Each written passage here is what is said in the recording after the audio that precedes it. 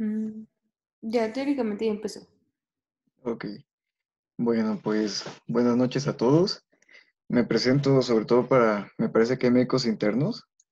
Yo soy Raúl Emanuel Fonseca Robles, residente de primer año en medicina interna del Hospital del Paso y Troncoso. Hoy vamos a hablar de alteraciones parotidias y metabolismo del calcio. El contenido de la presentación es ese que está en la diapositiva.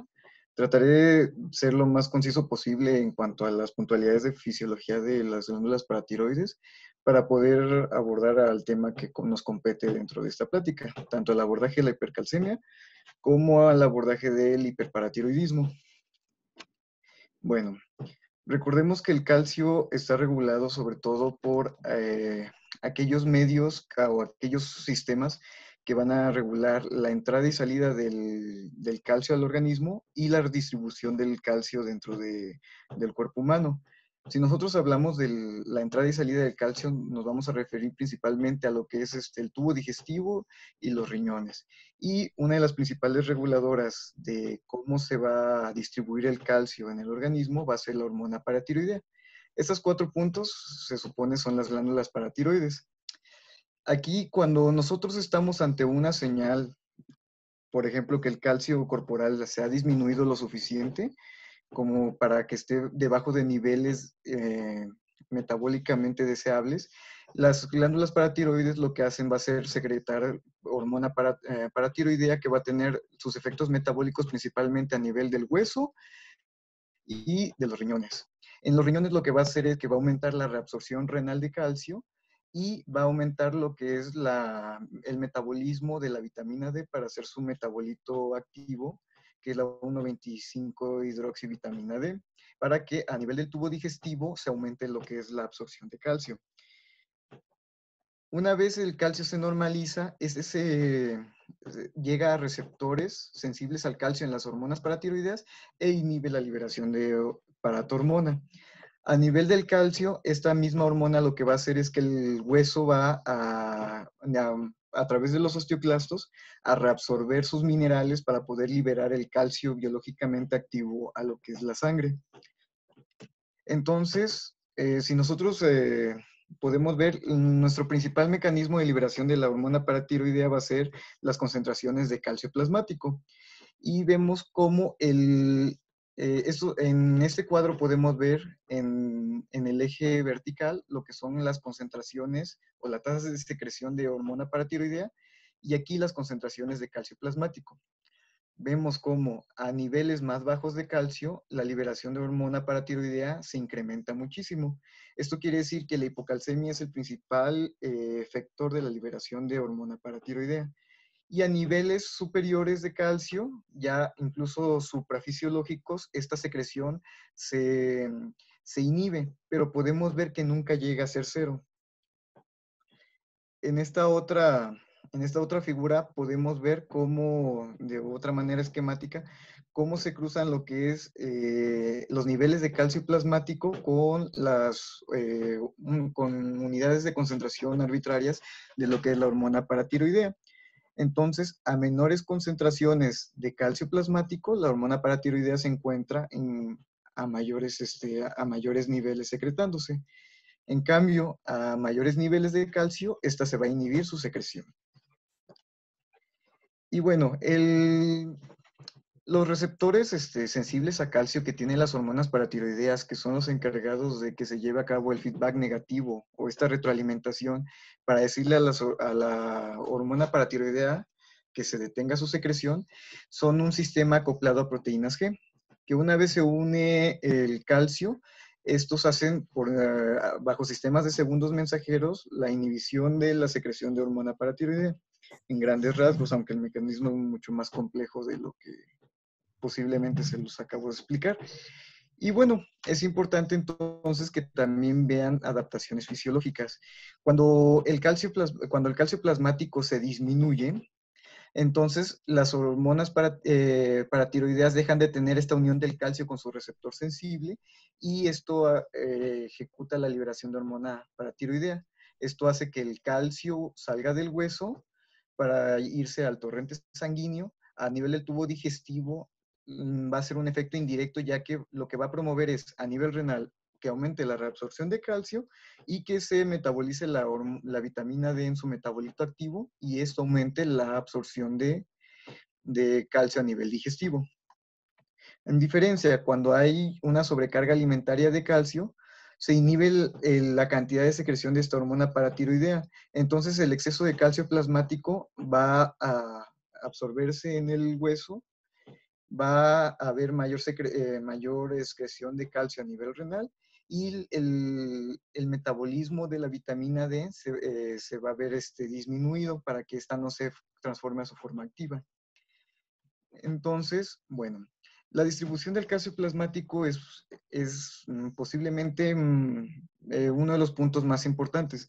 Y para que una analogía que posiblemente pueda ser más sencillo de recordar, es como el sistema de gobierno mexicano, que es tripartita. Entonces, el calcio se va a dividir en tres compartimentos distintos, que si nosotros los traspolamos, va a haber un calcio unido a complejos con aniones, que esto va a ser sobre todo con el ion fosfato. Va a haber un calcio ionizado que va a ser el calcio libre en el torrente sanguíneo y el calcio unido a proteínas. De todos estos, el calcio que va a tener actividad biológica va a ser el calcio ionizado. Entonces, la distribución sobre todo la concentración de este calcio ionizado va a ser la que ejecute sus procesos fisiológicos. Si nosotros tenemos pérdida de este calcio libre, entonces el calcio unido a proteínas se va de manera como para amortiguar esta pérdida, se va a liberar para poder mantener la proporción de calcio ionizado. Y este calcio unido a complejos realmente no es biológicamente útil de manera inmediata, ya que esto es como una reserva que tiene el organismo en el torrente sanguíneo, pero que no puede hacer uso de él. Ok. Entonces, recordando ya para concluir lo que es el recordatorio de fisiología, va a haber otros mecanismos que inhiban la secreción de hormona para tu hormona.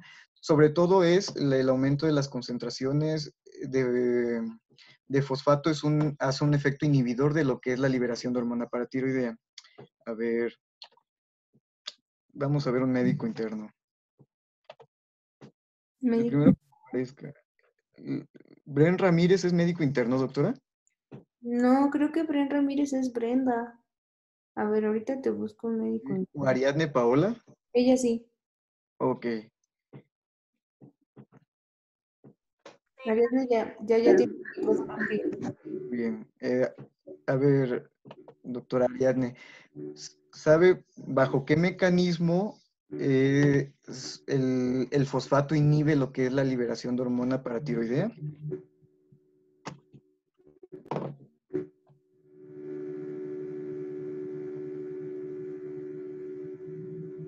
No, no me acuerdo. No, no te preocupes. La explicación viene a través de la distribución de lo que es el calcio en el torrente plasmático. Si hay mayor fosfato a nivel del torrente sanguíneo, por fuerzas moleculares va a tender a unirse con el calcio. Entonces lo que va a hacer es un efecto neto que va a disminuir la concentración biológicamente activa del calcio ionizado, porque este calcio ionizado se va a unir con el fosfato en la sangre y las glándulas paratiroides lo van a entender como una disminución de la concentración plasmática de calcio.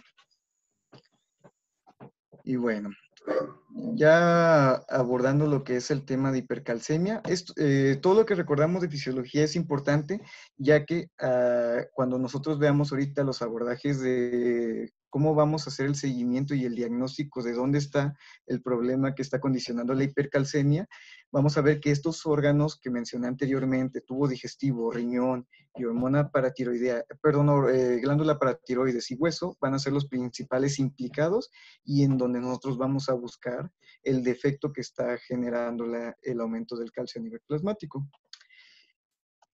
Bueno, aquí un caso clínico que se los voy a leer yo para no perder mucho tiempo. Se trata de una mujer de 53 años con antecedente de diabetes mellitus tipo 2 de 2 años de evolución en tratamiento con metformina. Inició su padecimiento en junio del 2018, presentando disuria, hematuria, fiebre, escalofríos, astenia, dinamia, náusea y vómito de 2 días de evolución. Al examen físico se encontró con hipotensión de 80-50, frecuencia respiratoria de 30, saturación por pulsioximetría de 84% con una FiO2 de 21%, temperatura de 39.5 y se encontraba pálida, diaforética, con temblor generalizado, subhidratada, con puntos ureterales dolorosos y Giordano bilateral presente. En sus exámenes de laboratorio al ingreso, es una paciente que tenía leucocitosis de 16,000 a expensas de neutrófilos de 15,000, plaquetas, trombocitopenia con plaquetas de 90,000, glucosa de 550, urea de 169, creatinina de 5.3, nitrógeno de urea de 79, albúmina 2.6, calcio de 16.5, fósforo de 5.6, cloro de 104, potasio 3.1, sodio 144 y a la gasometría con un pH de 7.2, con PCO2 de 30, de 8, PO2 de 50, déficit de bases de menos 15 y un examen general de orina que reportó eritrocitos 30 por campo, cetonas 3 cruces positivas y leucocitos abundantes. Se realizó una tomografía de abdomen con hallazgo de litiasis renal bilateral e hipotrofia renal izquierda. Entonces, la paciente ingresó a hospitalización con diagnóstico de pielonefritis aguda bilateral, choque séptico, insuficiencia respiratoria aguda tipo 1 con apoyo mecánico ventilatorio, enfermedad renal crónica agudizada, anúrica, cetoacidosis diabética, síndrome de respuesta inflamatoria sistémica, litiasis renal bilateral e hipercalcemia en estudio. Como recordamos, su calcio estaba en 16, poquito arriba. Entonces la paciente tenía criterios para diálisis en agudo, se le colocó su catéter Tenkov y después, posterior a la diálisis, los asuados disminuyeron con urea de 77, creatinina de 2.7, BUN de 38, cloro de 94, potasio 3.3 y sodio 130.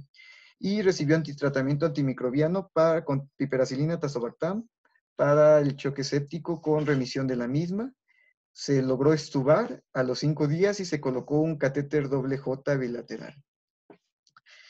Ahora la pregunta, de acuerdo al algoritmo de abordaje de la hipercalcemia, ¿cuál es el siguiente paso a realizar en la evaluación de este paciente si lo que nos interesa ahora es ver por qué el calcio tan elevado en sangre? ¿Algún médico residente que quiera contestar?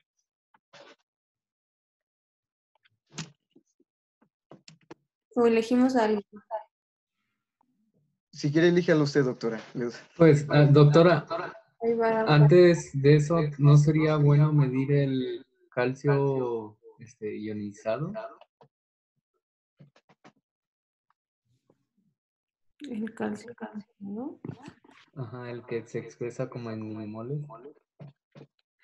El calcio se puede, a cualquiera de sus, tanto el total como el ionizado, se puede medir en milimoles, miliequivalentes o miligramos. Y lo puedes convertir Ajá. bien. Entonces nosotros tenemos el calcio total. Igual, ahorita que veamos la definición de hipercalcemia, tiene los dos criterios, tanto de calcio total como de calcio ionizado. Sí, no es necesario No, que ok. lo tengas. O sea, de hecho, el paciente sí tiene hipercalcemia, ¿no? Ya sabes que tiene hipercalcemia, ¿cuál sería tu siguiente paso? ¿Qué les ayudaría más de lo que les está dando aquí, Raúl? Pues Medir la para tu proteína. hormona. ¿Por qué? Ok. Perdón. Bueno, en este caso podríamos tener, bueno, en el estudio de la hipercalcemia, pensaría justamente, bueno, en una elevación. Y podría ser un hipoparathyroidismo primario o secundario, pero como está elevado, pensaría en primario. En el caso del calcio urinario, pues no empezaría el abordaje por ahí, ni por los niveles de 25-hidroxivitamina D. Una pregunta. ¿Tienen dos computadoras prendidas? Que se escucha como mucho. ¿Ustedes? No, ¿Kevin? no, doctora. Ya, se me hace raro. Es porque está prendido el audio del micrófono de Raúl. Que vuelve. Lo quito. Bueno, Ponte audífonos, Raúl. es que se escucha mucho, se me hace raro. Eso es importante porque si tú tienes la pH elevada, quiere decir que está estimulando y por eso calcio. Pero si la turbina totalmente suspendida, quiere decir que está haciendo feedback, se está detectando que está muy alto el calcio y está inhibida la PTH, ¿no? Entonces, esto es bien importante que lo tengamos claro, porque justamente el paciente que tenía el calcio, los demás sí escuchan, dice Carlita que no escuchan nada. Se escucha doble. Sí, se escucha doble, doctora. Doble. A ver, apaga todo. ¿Se sigue escuchando doble? Sí. Apaga tantito. Apaga tu micrófono. También, Carlita. Ahí ya no se escucha doble, creo que ya no, ¿verdad? No, ya se escucha mejor. Les decía justo en esta paciente cuando llegó que traía un calcio inicial como de 16, 18. Todos los médicos de la tarde decían, no, pues seguramente es un mieloma no secretor, etcétera, ¿no? Pero no olviden que el primer paso es justo medir la PTH, porque si tú mides la PTH y te sale elevada, pues ya te vas por unas causas. Pero si tú mides la PTH y te sale suprimida, te vas por otras causas, ¿no? Entonces, sí es muy importante que este paso no lo olviden antes de andar pensando en causas, para que tengas más dirección, pues ver cómo está la PTH. Voy a apagar mi micro, Raúl, y ya si quieres sigues hablando tú para que no se escuche doble. Bueno, entonces sí, ahorita como veremos en el algoritmo, el siguiente paso es la medición de la paratormona. Y bueno, ya está. Y bueno, la hipercalcemia se define como una concentración de calcio mayor de 10.5 miligramos sobre decilitro o mayor en milimoles de 2.5 milimoles por litro. A estas concentraciones el calcio ionizado está aproximadamente a 5.2 miligramos por decilitro. Y esta es la definición que nos están dando la Sociedad de Nefrología. Aquí un paso incluso previo es comprobar este calcio, como lo mencioné anteriormente, va a haber un compartimento que esté unido a proteínas. Por lo tanto, nosotros tenemos que hacer la evaluación en función de los niveles de albúmina del paciente. Para eso hay una fórmula. Entonces, la primera recomendación que nos hacen es siempre interpretar junto a la concentración de albúmina. Si nosotros vemos esto, cualquier concentración de albúmina menor de 4 nos va a hacer que este calcio medido sea mayor, el calcio corregido, perdón, sea mayor que el medido. A la inversa, si la concentración de albúmina medida en el paciente es mayor de 4, de 4.1 en adelante, la concentración de calcio se va a ver disminuida. Entonces, en un valor borderline, que a lo mejor nosotros tenemos un paciente con un nivel de calcio medido de 10.5, pero en el contexto de la albúmina sí va a cambiar mucho si su albúmina es de 2.8, o sea, tiene hipoalbuminemia o tiene una albúmina de 5.1. Esto haría que incluso el paciente dejaría de estar incluso de la evaluación de una hipercalcemia. Entonces, esta es una tabla que es justamente un estudio realizado en el Hospital de Oncología del Centro Médico Nacional Siglo XXI. Y aquí es para que ejemplifiquen más o menos lo que les quería decir.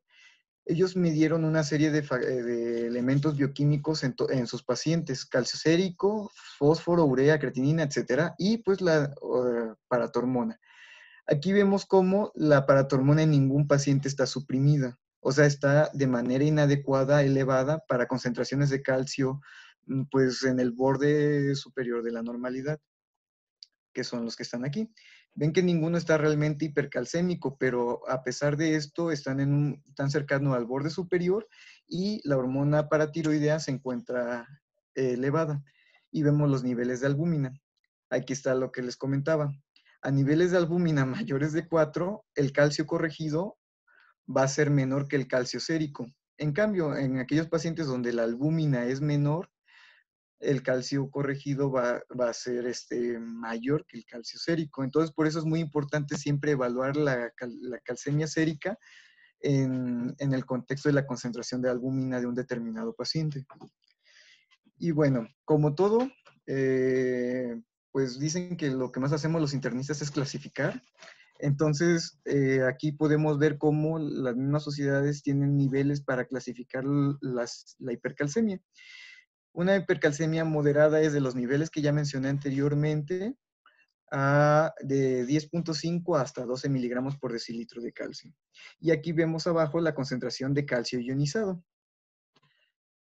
De 12 a 14 es una hipercalcemia moderada y de 14 en adelante es una crisis hipercalcémica que ya cumple en este punto con criterios de tratamiento en agudo, sobre todo por el deterioro neurológico que pueden tener los pacientes ante niveles de calcio tan elevados. Y bueno, aquí sobre todo ya tenemos un paciente con hipercalcemia.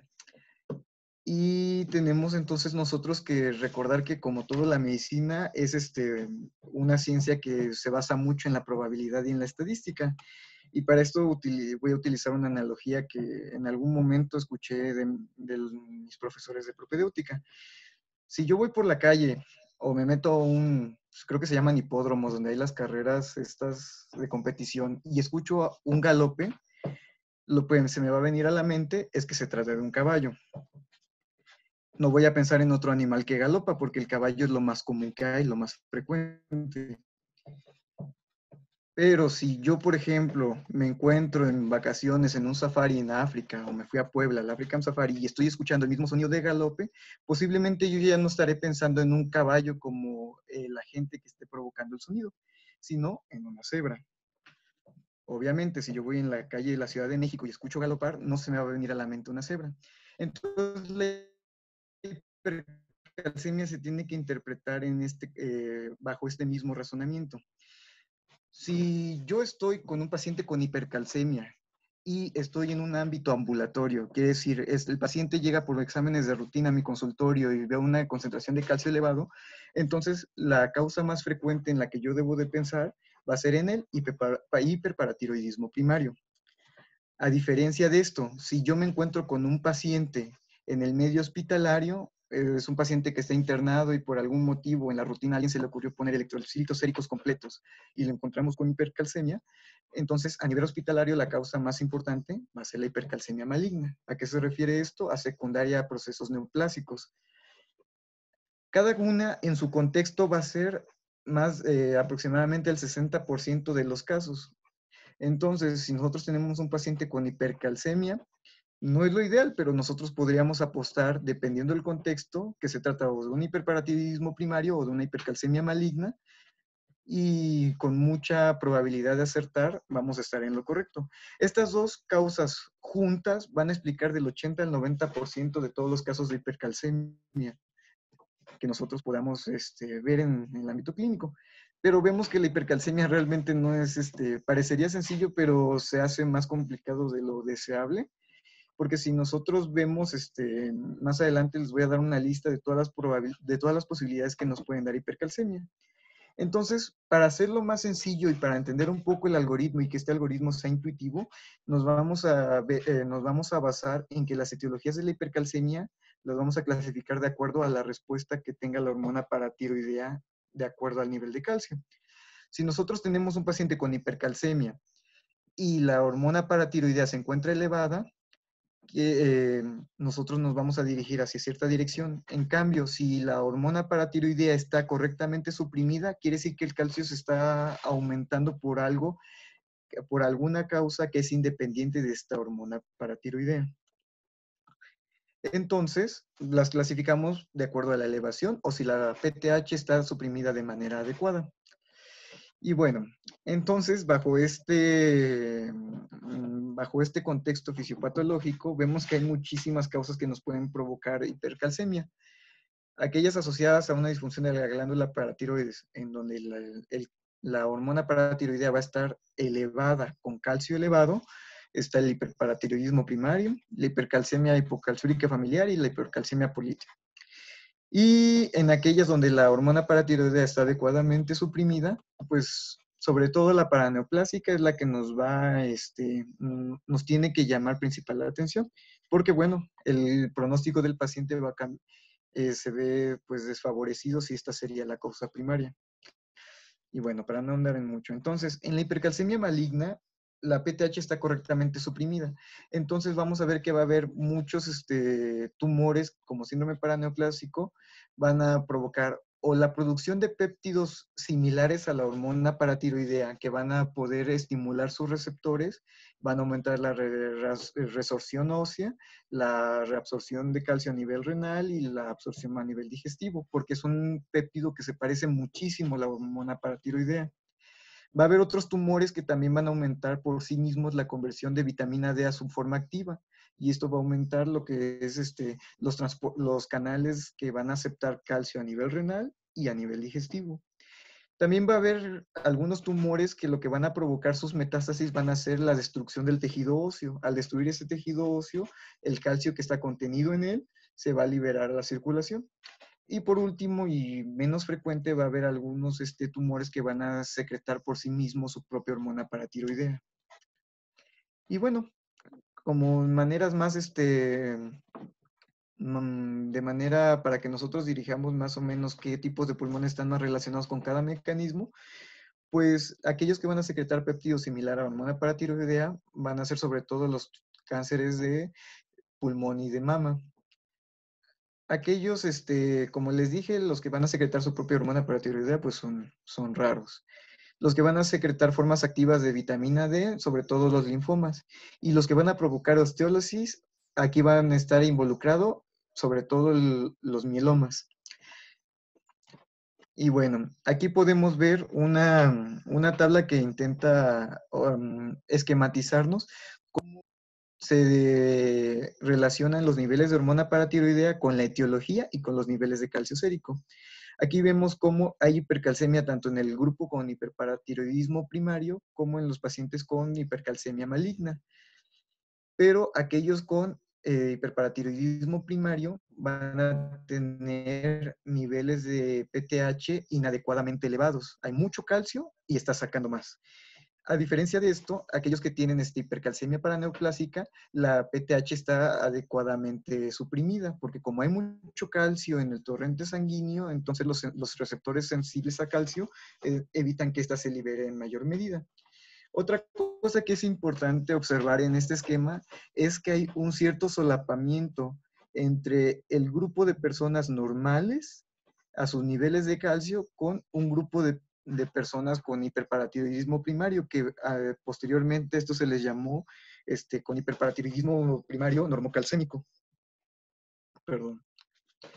Y bueno, regresamos otra vez a la tabla del estudio del Hospital de Oncología del Centro Médico Nacional Siglo XXI.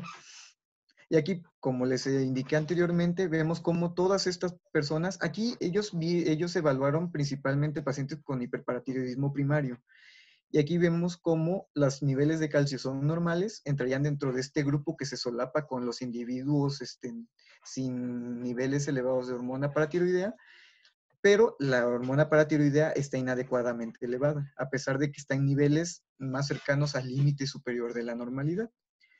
Es por eso que finalmente el algoritmo se va a basar sobre todo para dirigir la sospecha diagnóstica en los niveles, después de comprobar la hipercalcemia, nos vamos a voltear a ver a los niveles de hormona paratiroidea. Y bueno, lo malo del calcio es que tiene síntomas muy inespecíficos, sobre todo, tanto a todos los niveles y posiblemente los que estén con mayor importancia son aquellos a nivel cardiovascular. Aquí pueden ver la lista y bueno, como ven, son síntomas que puede tener prácticamente cualquier padecimiento. Y va a haber manifestaciones también por aparatos y sistemas, que muchas se traslapan y que ya mencioné anteriormente. Aquí probablemente es importante también mostrar algunas presentaciones atípicas que no son muy habituales, como son que asociado a úlcera péptica, a pancreatitis. Otra cuestión que vamos a ver más cuando hablemos de hiperparatiroidismo es las presentaciones clínicamente significativas, que sobre todo van a ser a nivel renal y a nivel óseo. A nivel óseo, por la osteitis característica de este hiperparatiroidismo, y a nivel renal por las nefrolitiasis. Y bueno, a nivel cardiovascular, los pacientes van a tener sobre todo depósitos de calcio a nivel de los vasos y de las válvulas, lo cual aumenta su mortalidad cardiovascular. Es por eso que una vez se comprueba un hiperparatiroidismo en un paciente normocalcémico, generalmente la conducta, sin discutir, es que va a terminar en un tratamiento quirúrgico para resolver esta causa y su riesgo cardiovascular se va a ver disminuido junto a esta terapia. Y bueno, ya llegando por fin al algoritmo, vemos que ya está el paciente con hipercalcemia, demos por hecho que ya evaluamos junto al nivel sérico de albúmina si se trata realmente de una hipercalcemia, y ahora pues nos interesa saber si es dependiente o no de la PTH. Si la PTH se encuentra elevada por arriba de 20, entonces está inadecuadamente elevada. Entonces, aquí nuestros diagnósticos diferenciales, después de ver la lista que anteriormente les presenté, afortunadamente se disminuyen a dos, al hiperparatiroidismo primario y a la hipercalcemia hipocalciúrica familiar. En los casos en donde la PTH se encuentra adecuadamente suprimida, quiere decir que la elevación del calcio se está llevando por otras vías.